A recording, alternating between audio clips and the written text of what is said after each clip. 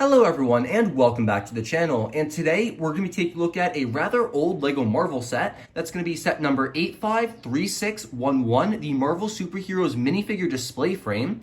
With 46 pieces, this set retailed originally for $16.99 USD or $17 and was originally only available in 2016. Now this set is rather rare, and while you can still find it for a slightly reasonable price, a lot of the time this tends to be really pricey, especially for brand new sealed sets like this one. So I'm incredibly lucky to have it, especially because I've become such a huge Marvel collector now. I'm really excited to have something like this. Now before I open this and kind of completely ruin it, I want to take a look at the packaging. While mine is slightly kind of damaged and everything, I'm okay with that. We have the Avengers Age of Ultron logo and the final form of Ultron used to display how many minifigures you can fit onto this frame. This is the exact same version I already have for displaying some other minifigures, just kind of recolored for the Marvel theme. I believe the packet right here is where all the pieces are going to be held. Some information here, along with the superheroes logo. Notably, the name and the set number are not included here. And then on the back of this box shows how you can hang this, and then gives you some minifigures that are displayed here. We have Hyperion, and then Captain Marvel, Red Skull, Captain America, and Iron Man from the sets that released around the same time distance. That's interesting. Then some other information on the back, not too much else for it.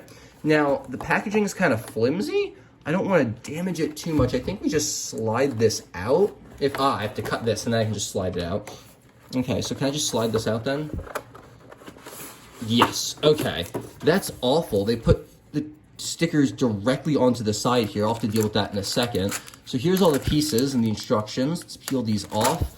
It's a very nice frame. Oh, it's nicked. Oh, that's unfortunate. On the back, yep, you can display it. You can hang it. Very interesting. Probably not going to use this like that because it'll get damaged. But if you wanted to, I guess here is that option for you. And then empty case. Not too much here. All right, very cool. Here's the package it comes with. It's just wrapped in some traditional LEGO packaging here.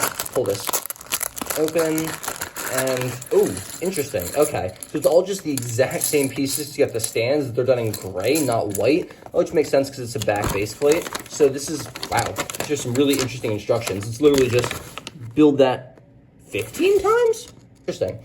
Huh, there's 15 of them. For some reason, I thought there'd be an even number. Nothing on the back. Weird. All right, so here are all the pieces. I guess I'll build these up, and then we'll take a look at what the minifigures look like with all these on. Altogether, this doesn't look quite as bad as I was expecting. I do think that the awkward gaps in the bottom there, the 3 studs there, and then the 4 studs up top, isn't the greatest look, and I definitely think adding another row of 5 would improve that eventually. However, this is a really clean display stand. I think there's pretty good spacing between each of the figures. I don't think it would look good or possible to add a 6th figure on each row. I think 5 is the perfect number. There's also really good spacing there with 4 studs between each minifigure, and then the 3 studs between the minifigure and the frame border. So that looks really good.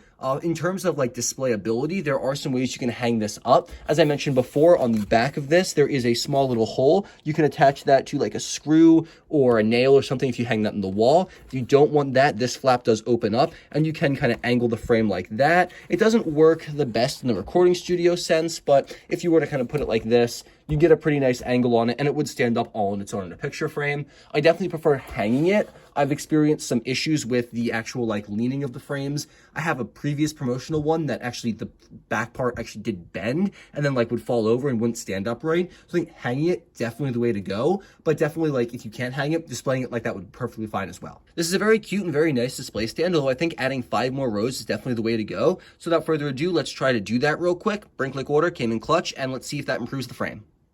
Personally, I feel that a quick little Bricklink order to order 5 more of these stands makes the minifigure frame feel so much better. While it might be slightly more crowded now, I definitely think 20 figures looks a lot better than just the 15 you get ordinarily. And I really love the way this looks altogether. It wasn't a very expensive order altogether. I think it was maybe $3 or $4 to get all these pieces. The most expensive ones, surprisingly, were actually the gray slopes, which was not what I was expecting to be expensive at all, but it is what it is. I think that overall, this is definitely the perfect look for this particular minifigure frame. If you guys disagree, please let me know in the comment section down below. I would absolutely love to hear from you. Overall, this set gets a solid 10 out of 10 from me. I'm always looking for really cool and fun ways to display my minifigures, specifically my Marvel ones, especially all the villains that don't really get to go on my heroes display, and this is an absolutely perfect way to do that.